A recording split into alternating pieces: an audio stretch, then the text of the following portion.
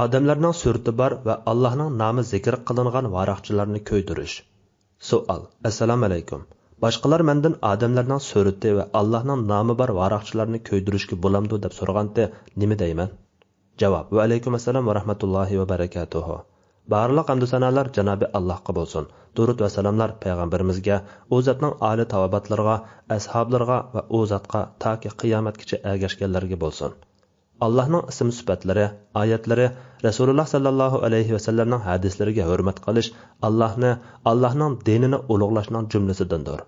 Barliq olimlar oyatlar va Allohning ism-sifatlari yozilgan qog'oz kitoblarni hurmatlashning vojibligini ta'kidlagan. Yirtilgan, foydalanғалы bo'lmaydigan oyat, hadis sharif va Allohning nomi sifatlari yozilgan varaqlarni ko'ydirib o'tish yoki pok zamonga ko'mib o'tish yoki o'qig'ili bo'lmaydigan darajada ushshoq parchalab yoki sug'uchilab xatini chiqarib o'tish yoki o'chirib o'tish joiz ish.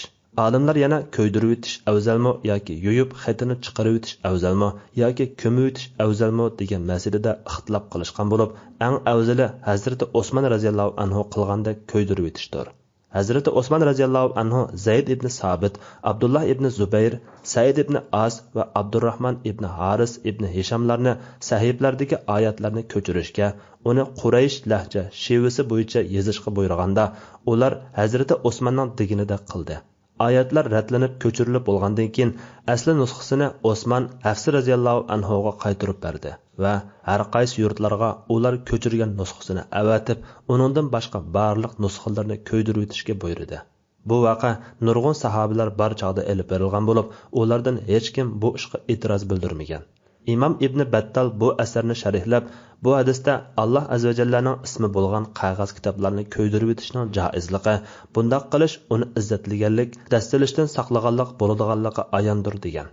Yuqori hadisdagi ko'ydirib o'tishga degan so'z teshib o'tishga deb rivoyat qilingan bo'lib, bu rivoyat o'qilmaydigan qilib o'tmitish qilib o'tishning va ushshoq kesib o'tishning joizligini bildirdi.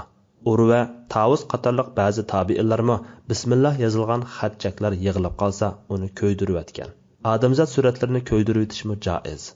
Alloh eng to'g'risini bilguchidir. Fatvoda Dr. Abdul Aziz rahmatulloh. Fatvolar majmuasi 1-tom, 9-numurliq fatvo.